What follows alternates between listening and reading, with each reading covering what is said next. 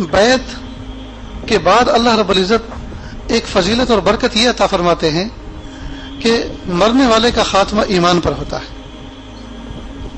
اللہ اکبر. بیعت کرنے والے کا خاتمہ ایمان پر ہوتا ہے. اللہ کلمے پہ موت نصیب فرماتے ہیں.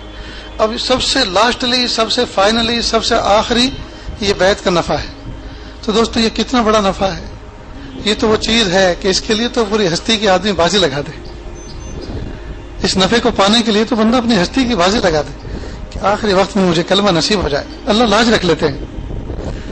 ایک دو مثال سے اور سمجھیں کہ دیکھو بجلی کے وائر ہوتے ہیں، بجلی کے ٹکڑے ہوتے ہیں.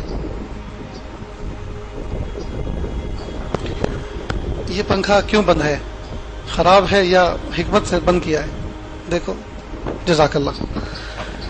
بجلی کے وائر کے ٹکڑے ہوتے ہیں، تو اگر آپ دو ٹکڑے لے کر کسی پنکھے کی موٹر پہ لگائیں تو پنکھا چلے گا؟ دو ٹکڑے اٹھائیں ایسے ہی اور یوں پنکھے پہ لگا دیں، پنکھا چل پڑے گا؟ نہیں. اس کا کنیکشن ہونا ضروری ہے نا کسی کے ساتھ. اس کو کسی اور کے ساتھ جوڑو، اس کو کسی اور کے ساتھ جوڑو، اس کو مین لائن کے ساتھ جوڑو، تو کرنٹ کا فلو شروع ہوتا ہے، بہاؤ شروع ہوتا ہے کرنٹ کا، اور پنکھا چلتا ہے. ٹیوب پہ لگاؤ تو ٹیوب روشن ہوتی ہے. یہ سب ہوتا ہے. ایسے ہی ہے نا. ہر مومن بندہ یہ ایک پنکھے کے مانند ہے، یعنی اس کے اندر صلاحیت ہے چلنے کی، رننگ کی، لیکن اس کو پیچھے سے کرنٹ نہیں مل رہا، سپلائی نہیں مل رہی، اس لیے وہ کھڑا ہوا ہے، ٹھہرا ہوا ہے. جیسے کہ پنکھا رکا ہوا تھا ابھی تو وہ جام رہتا ہے. اگر اس کو روحانی سپلائی مل جائے تو جب بندہ کوئی بیعت کرتا ہے تو وہ گویا اپنے شیخ کے ہاتھ پر بیعت کر رہا ہے، اس کے سامنے بیعت کر رہا ہے. اس کے شیخ نے اپنے شیخ کے سامنے بیٹھ کر بیعت کی، ان کے شیخ نے اپنے شیخ کے سامنے بیٹھ کے بیعت کی، انہوں نے اپنے، یہاں تک کہ محمد رسول اللہ صلی اللہ علیہ وسلم تک یہ سلسلہ چلتا ہے. تو یہ سلسلۃ الذہب، یہ سنہری ایک چین ہے جس کی ہر کڑی سنہری ہوتی ہے، سونے کی ہے، جو ایک چین ہے مسلسل چلا جا رہا ہے. بھائی میرا ہاتھ میرے شیخ کے ہاتھ میں، ان کا ہاتھ ان کے شیخ کے ہاتھ، ان کا ہاتھ ان کے شیخ کے ہاتھ، ان کا ہاتھ ان کے شیخ کے ہاتھ میں، ان کا ہاتھ محمد رسول اللہ صلی اللہ علیہ وسلم کے ہاتھ میں. اللہ اکبر. بعض مثالیں بڑی عجیب ہوتی ہیں، دل کو موہ لینے والی ہوتی ہیں. ٹرین کے اندر مختلف ڈبے ہوتے ہیں، second class, first class, sleeper class, general coach, guard کا ڈبہ، انجن، یہ پورا ایک مجموعہ ہوتا ہے اور اس پورے مجموعے کا نام ٹرین ہے.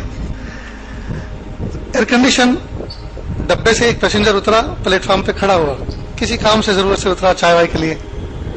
اسی کے ساتھ میں جنرل ڈبہ بھی لگا ہوا تھا، اس میں سے بھی ایک غریب سا مسافر پیسنجر اترا.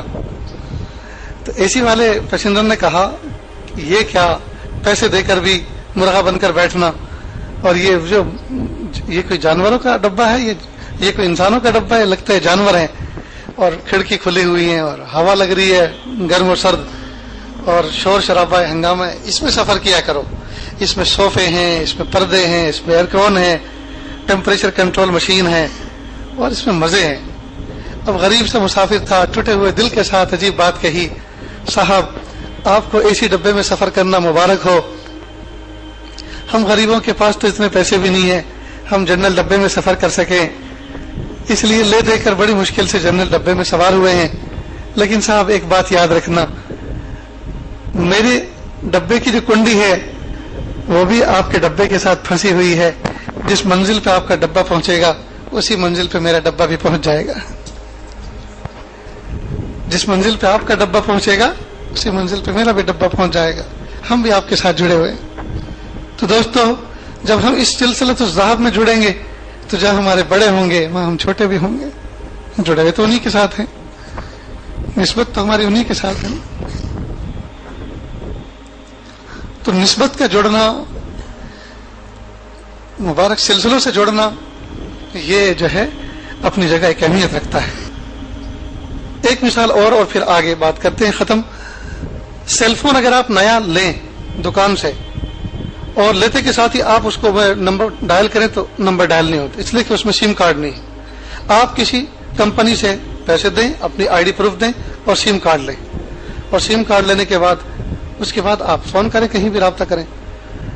تو جب آپ اس کو پیسے دیں گے اور وہ آپ کو سم کارڈ دے گا، اور سم کارڈ آپ انسٹال کریں گے اپنے سیل فون کے اندر، ہینڈ سیٹ کے اندر، اس کے بعد وہ کمپنی آپ کو ایک نیٹ ورک دے گی جو آنکھوں سے نظر نہیں آتا لیکن ہوتا ہر جگہ پر ہے.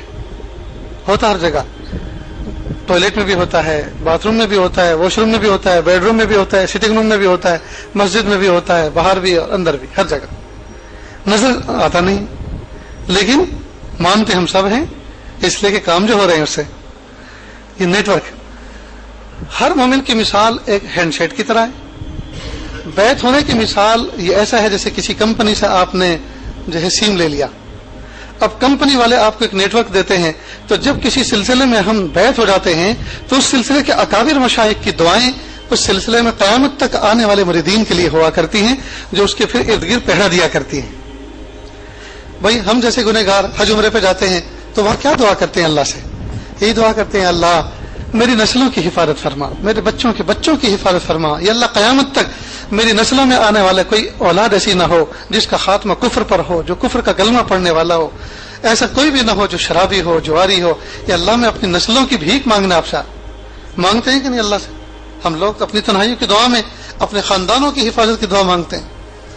اب اتنے بڑے کریم رب سے جب بندہ اتنی بڑی سیکورٹی مانگ لیتا ہے, گارنٹی مانگتا ہے, تو اللہ تعالیٰ لاج رکھتے ہیں اس کی طرف کی.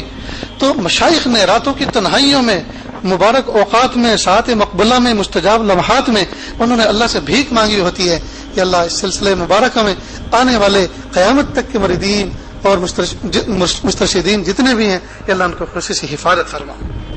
تو بھائی ہم جو اس وقت زندگی گزار رہے ہیں اپنے اکابر مشائخ کی دعاؤں کے سہارے سے زندگی گزار رہے ہیں. ہم تو ڈاکیا ہیں, ڈاک لے کر اگر ڈاکیا پوسٹ مین اگر پوسٹ نہیں پہنچائے گا تو وردی نکال لی جائے گی اس کی, اس کو ایک سائڈ پہ ہٹا دیا جائے گا, تو اپنا فریضہ انجام نہیں دے رہے.